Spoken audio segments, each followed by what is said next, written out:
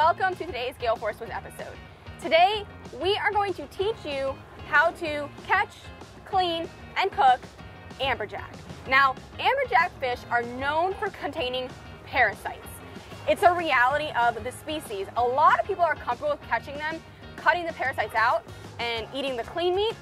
A lot of people are also comfortable with just cooking it with the parasites in. Once it's cooked, they're harmless. And a lot of people just like to actually release the fish, which is normally what we do because we don't want to deal with cutting out parasites. However, you can do it, so that's what we are going to do today. Specifically, we are going to be targeting these amberjacks on a wreck. If you can find a wreck, that is where you want to find your amberjacks. You can honestly find a wreck. Find structure, 100, 200, 300, 400 feet of water, somewhere in that range. Today we're going to be in 200 feet of water. We have caught them in 400 feet of water and inside of 100, but usually that is the range on a wreck is where you're going to find amberjacks. My name's Amanda, Emily's behind the camera, and welcome to our channel, Gale Force Twins.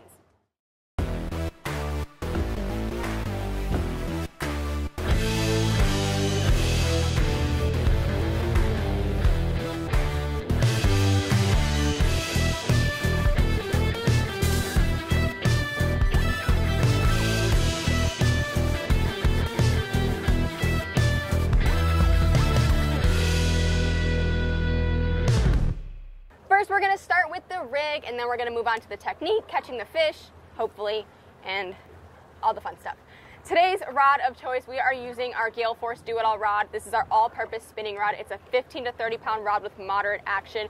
You can definitely bottom fish with a spinning rod if you like to. However, you can also use conventionals, but today we are going to be using a spinning rod, and we've paired it with our Penn Slammer. We have spooled our 6500 Penn Slammer with 30-pound braid. So we went with 30-pound braid on the slammer, and then coming off of the reel, so we have tied a bimini on the braid, and then from the braid we go to a 50-pound wind-on leader. And for the wind-on leader, we like to tie a double uni. It's super strong, and it's a great knot for wreck fishing because of how strong it is. As far as the wind-on leader goes, you can really do as much or as little as you want. We like to actually wind it onto the reel and do like 15, 20, even 30 feet of leader. The reason for the wind-on is, one, if your sinker is sliding on it, it's sliding on the mono, not the braid. And two, if you do get tangled or caught up, it's a lot easier to untie a knot like that. So we just really prefer the wind-on leader. However, this is the most important part of the rig. If you wanted to skip, this right here is the wind-on leader. If you wanted to skip this part and do braid, you can. Once again, it's not something we like to do. But you can see I have two swivels. I got one right here and one right here. So first we'll start with this swivel. This is just a simple barrel swivel with some mono attaching to our sinker. We prefer this method because then you can change your sinker out depending on the current and conditions. So maybe 1 minute you're fishing slack tide, you can get away with an 8-ounce sinker. The next, the current picks up, the wind picks up, and you need to fish with a 16-ounce sinker. So it is great because you don't have to cut anything off, and I can just switch my sinker out very quickly and very easily. One more thing I want to point out with the sinker is you can see that the mono comes basically all the way up top as opposed to being down here. So if you do this, your sinker is more likely to spin, and if you're spinning, your bait's spinning, and you're less likely to get bites. So this is really easy, but I'll just show you how we put it on here. Basically, I just have a loop going to my sinker. This is just really it's a uni knot, and then I'm going to come through the eye of the sinker, go over the sinker, and then this is where you don't want to stop. You want to come all the way up and cinch it down. So that's how you're going to put your sinker on and off. After our sinker and our two swivels, we go to the leader. This is a fluorocarbon leader now, and this is where it matters. So our wind-on leader is a mono leader, and then we have a 15-foot fluorocarbon leader. This, once again, you can also change 5 feet, 10 feet, 15 feet, somewhere in that range. If you are struggling with getting tangled and twisted up, err on the 5-foot side. But if you're targeting mutton, snappers, or something, go on the 15-foot side. Since today it's amberjacks, though, I believe we only went, looks like we went with 10 feet. We went with 10 feet of 50-pound fluorocarbon leader. Now at the end of that fluorocarbon leader, I have a 7/0 circle hook. That's our favorite size circle hook for this, and a squid. Basically, we have our squid. The circle hook goes straight through the top of the squid. He's a little twisted right here. There we go. You can see how it's straight through, and it's only one time. Once again, this is to prevent your bait from spinning. We have made it out to our fishing spot, which is a wreck in 250 feet of water. And basically what we want to do is we are just going to side sea drift the wreck. Super simple and super easy. Nobody needs to be at the wheel. So if you have your wreck here and the current is traveling this way, what we're going to do is we're going to drive up in front of the wreck, turn our boat side sea, and let the current take us over the wreck. Right now we are here in front of the wreck and we're going to drop our bait down so that by the time we get to the wreck, our bait is on the bottom, ready for a fish to come eat it. First, the bait goes out. Then we're gonna drop our sinker down and we're gonna open up our reel. Now the important part when bottom fishing, I'm just gonna let this out first, is to, you see how my 2 fingers are pinching the line? Is to just gently control the line on the way down. Whether you're conventional or spinning reel bottom fishing, you wanna keep a little bit, okay, right there, that's bottom. You saw how the line stopped on its own? That's also bottom. So those are the 2 things you want to keep in mind. When you're on your way down to the bottom, keep a gentle amount of control, spinning or conventional, to stop your fluorocarbon leader with your squid from coming up and twisting with your wind down leader. And then once you hit bottom, you saw what that looks like. We want to maintain bottom. So what maintaining bottom looks like is right now, I know I'm on bottom. I can feel my sinker dragging across bottom. If I stop feeling any of that, just let go, let it out, hit bottom again. And that's what you want to do when you're side sea drifting, you have nobody at the wheel. You just really want to make sure you're maintaining bottom in the process. And now we wait for a bite. So once you feel a bite, you're going to feel the line rip out of your hands. And when you feel that, I am going to let go of the line altogether. That's just the current taking it. I'm going to let go of the line altogether, let the line run. Maybe, how many seconds would you say, Emily? 10 seconds at most, so that your fish has time to swallow the bait. We're using a circle hook. It's going to swallow the bait. And then you're gonna close the bail and start reeling. And as you're reeling up, the hook's gonna come up and hook into the corner of the mouth, and you'll have a fish on. Reel aggressively. Yes, don't you're gonna question it. Reel really fast and aggressively. Don't question it. Lift up, drop down, lift up, drop down. You need to think about it. You're fishing in 200 to 300 foot of water. Yes. It's gonna take a minute for that line to get tight. So that's why you cannot be hesitant when you think there's a fish on. Okay, perfect example. So we'll drop it down to bottom one more time. Or we'll pretend we got a bite. We got a bite. 1, 2, 3, 4. I waited 5 seconds. Close the bail, reel really fast. You're just gonna reel until you come tight. Keep reeling, keep reeling. Oh, I'm tight. Lift up, drop, wind. Lift up, drop, wind. You have to realize, especially when you're fishing for amberjacks, you're fishing on wrecks. That's where the sharks are. So you are racing the sharks. It's you against the sharks with a fish in the middle. So that's why you have to reel incredibly fast. Feed it, feed it, feed it. Are we on the wreck? Yeah.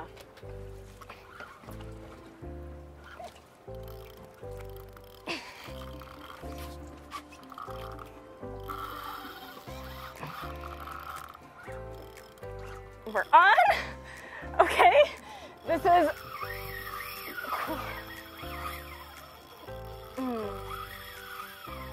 It's not looking good. The idea is to get the fish out of the wreck As quickly as possible, Emily. You can do it. You can do it, Emily. There you go. You're gaining. You're gaining for sure. Keep on reeling. Don't give up. Don't give up. I don't want to speak too soon, but we might be in the clear. You're speaking too soon. You're scaring me. All right, keep reeling. Don't slow down. Keep reeling. Don't slow down. Lift, drop, and wind. Lift. Look at that technique.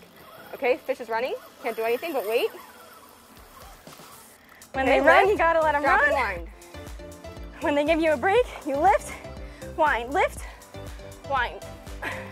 All right, making progress. Good job. All right, a little bit of information. You can see Amanda is helping me close the gap. Because whatever this is, it's big, it's a fighter. And it's angry. It's angry. So I'm driving the boat In reverse. in reverse. You could do in forward too, whatever's easier. This is easier for me, and this is just how it worked out because she was already in the back of the boat. So I'm driving the boat towards her fish so she can gain on the reel while she reels her fish up. It's a great technique if you're sail fishing or like what's happening right now. Her fish is running like crazy and it's not really staying on the bottom. So it's perfect to try to chase that fish down and basically help your angler out. So that's all I'm doing is I have both motors just in gear in reverse, backing up. I can go in and out of gear one at a time. If I need to put the throttle on it, I can, but I don't need to for her. She's doing a great job. Just reeling, making great progress. This is like This is like Textbook, Amanda. We're creating textbook pages right now. For when you have a big fish on the wreck, this is like textbook. You don't always have to do this. We don't do it all the time, but out here, you know. All right, running. All right, so now like the fish is pretty much straight up and down. I can kind of see, so I can kind of take them out of gear and just be ready on the throttles. So the other thing you want to avoid is high sticking. So you see Emily, basically, that's the top, that's it. Okay, that doesn't help. Let me see, I gotta find my words. All right, lift, drop, and wind. So when you lift to about 9 o'clock. 9 o'clock, drop and wind. Lift to 9 o'clock, drop and wind. The backbone of the rod is the power of the rod. This is the backbone. The tip doesn't have much power in it. You got this, Emily. See, now her fish is straight up and down, which is why I'm not on the throttles anymore. It's not scoping out, so it wouldn't do her any good. It would actually just make it more difficult for her. But she's basically only lifting the rod. She's holding it there while she's trying to tire her fish out. And then she's just only lifting to 9 o'clock and dropping and winding. That's gonna prevent high sticking it, and that's gonna prevent your rod from breaking. And it's also gonna give you the best chance at landing this fish. When you get to a big fish like this, or any fish that you get tired, the key is small pumps.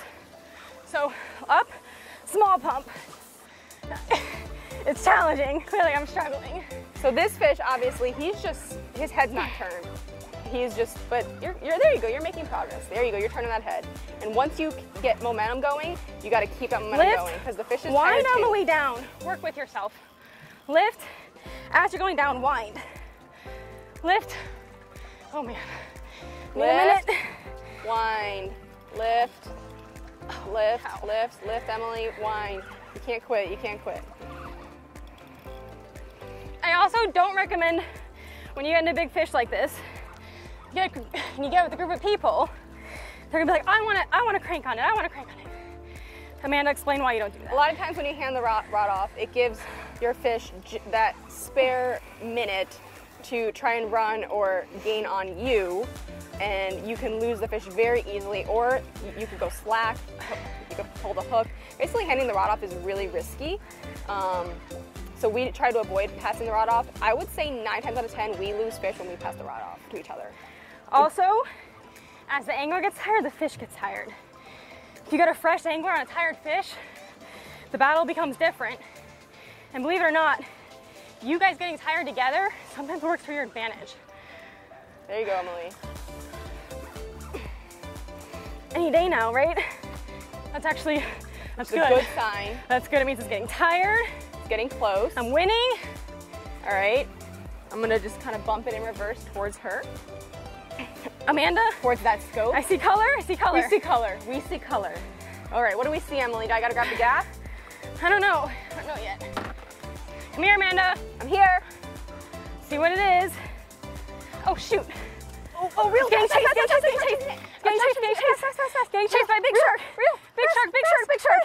Big shark. Look at the shark. He already got him.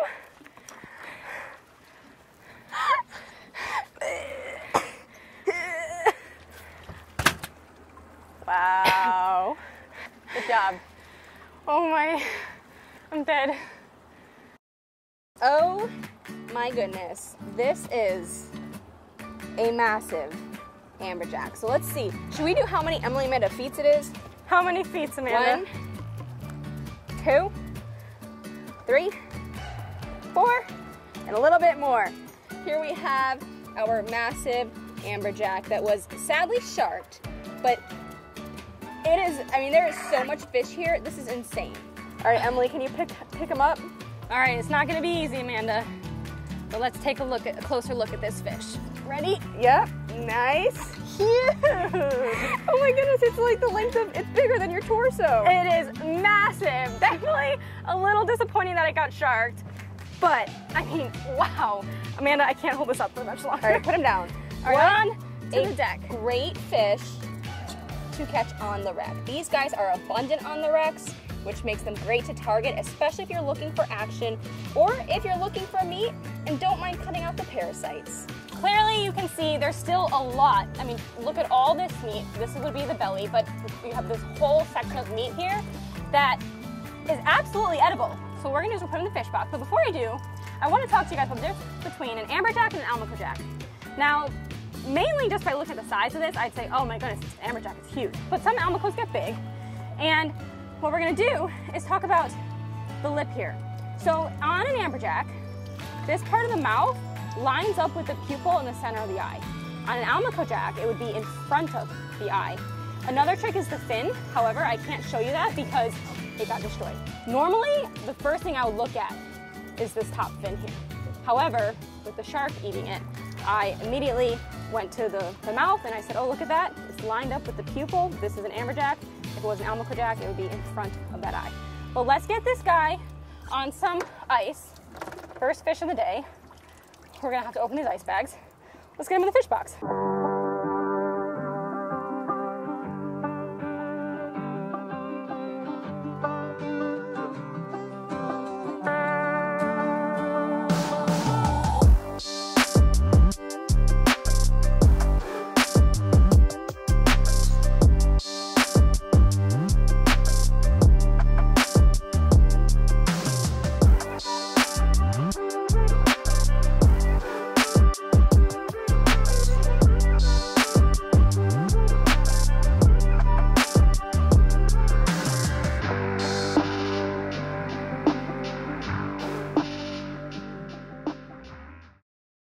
It is time to fillet our half shark eaten amberjack.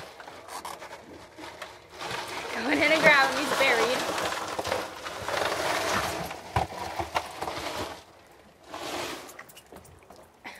There we go. A little pro tip before you fillet your fish, especially when they're big and slimy like this, is spray them off with some fresh water. It'll make filleting much easier for you. Get that slime coat off. Now, although he has a huge piece of meat missing from him, and this area is going to be the organs, there's still a lot of meat we can get out of this that we will be able to fillet and cook this fish. All right, so Emily's gonna go in there and fillet this fish. At an angle, we're gonna go at an angle. Just until she hits that backbone and feels it. And then we are going to hopefully find some parasites, which I think would be cool. But we are gonna cut around them because we choose not to cook them. Now what I'll do is I'll go against the backbone, run the knife along the backbone and down the fish to get the meat off the backbone. Here's a couple fillets we are able to get off by working around that shark-eaten fish. So the parasites, do you guys spot them? There's one little set of parasites. Right there, that white chunk, that is definitely some parasites. This is kind of where the shark bit it. And Emily, oh, there is the other chunk. So I think what we're going, oh, and there is more. So this is the reason why we choose to catch and release amberjacks most of the time, because we just don't feel like cutting around these parasites. But today, we are gonna do it, and we are gonna taste test this fish. This part of the fish right there, that is actually the stomach. So we are just going to remove that completely. With the stomach removed, we actually have a pretty decent piece of meat on this fish. So I'm gonna go down the middle to the skin, turn my knife sideways, and run against the skin in order to get that fillet off the skin. That was beautiful. And then now you have this piece of skin, you can kind of hold on to it and do the same thing with the other half. See, and these are some nice looking like fillets though. Look how good they look. So Emily's gonna clean them up a little bit, kind of work around, you know, the shark attack. But Emily, the question is cutting this out. How do you want to cut those guys out? I think I'm gonna go on a bit of an angle. All right, try that and see if you get all of them. Did you? Sure looks like it. Sure looks like it. So go ahead and send those guys overboard. Now we do know people that actually take these parasites and they just leave them in and cook it and don't care, but we care. We're going to finish cleaning up this fish, see what other meat we can get off of it, and then we'll meet you in the kitchen with a good recipe. Welcome to the kitchen, where we are going to be grilling our amberjacks with a homemade roasted garlic and chive butter, which we will be putting the recipe in the description box for you, along with everything we're going to be cooking today. We wanted to do a less is more recipe because of this amberjack, being that we never really cook it, and it is kind of one of those questionable fish that some people love, some people don't. So we're like, you know what, we don't want to take it and do a really advanced recipe and basically just cover up the fish and hide all the flavor. Right, because we talked about panko breading it, but then we said no, let's not. We also talked about frying it. And we talked about deep frying it. it, but we're actually gonna be grilling this fish with our homemade roasted chive garlic butter. First and foremost, set your grill to a medium-high heat. We're using a Traeger, but any grill is fine. And then we're going to season our fish. We're gonna keep it really simple. We're gonna use olive oil, garlic powder, salt and pepper to season it. Then we're gonna take it to the grill, and that's where we're gonna add our roasted garlic and chive butter. If you do use this recipe for a very thick fillet of fish, whether it's an amberjack or a mahi, make sure you season all 4 sides, and also oil your grill before you put your fish on. The fish is oiled as well, but so is the grill. Going on the grill, you can hear that sizzle. That's why you do want that heat at a medium to high temperature in order to get those nice grill marks on it. Now this is when you're gonna want to take a nice thick slice of your roasted garlic and chive butter and place a slice on each fillet of fish, just like that. That looks amazing. Delicious. So we're gonna do that on each fillet. We already put our probes in. You don't have to have probes at all, but basically we're gonna cook this to an internal temperature of 165 or until it's nice, white, and flaky.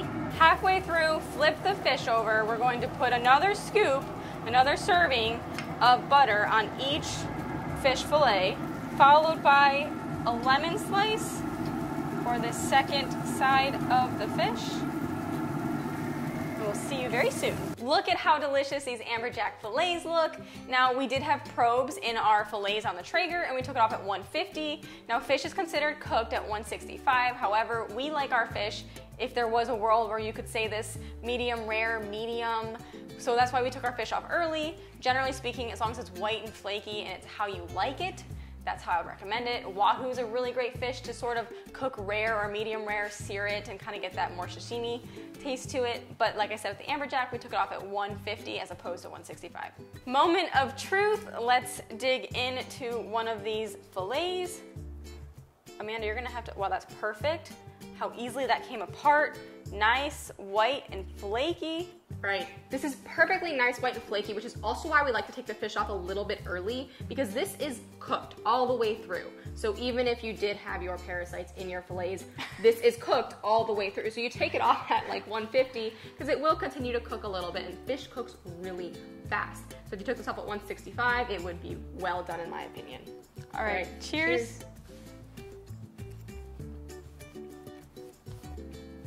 That was absolutely delicious. I'm super satisfied with that, and that was actually one of my first times eating amberjack, and I'd say we crushed it. We crushed it. We crushed it. So the recipe and all those details will be in the description box for you guys. We hope you get out there, have fun, and stay safe. You gotta fish the next one. Battery just died. You guys see us catch these fish all the time. We frequently do it in Pulley Ridge, on the Yankee caps, and usually we just release them. Nope. All right. But I do like the casualness. Okay, go ahead. This is good, but I'm just standing and okay, I got it. So I figure out how to include me. Why don't I do the start and then you can. Okay, seems like you're into it. Okay, you ready? We want to catch, clean, and cook an amberjack. How about I do this and I say, Amanda, come around and taste this. But just so that you get to the rack, so here's your rack. We're just gonna explain. Hold on. Now, something I do want to make sure. Okay. I want to tell them. How do I tell them to do all 4 sides? Remember, if you do have really thick fillets, season all 4 sides. Every side that. Okay. Consider ourselves. Let me redo that. I'm stumbling over my words. Okay. And also season. Do not season. Oil the grill. So again.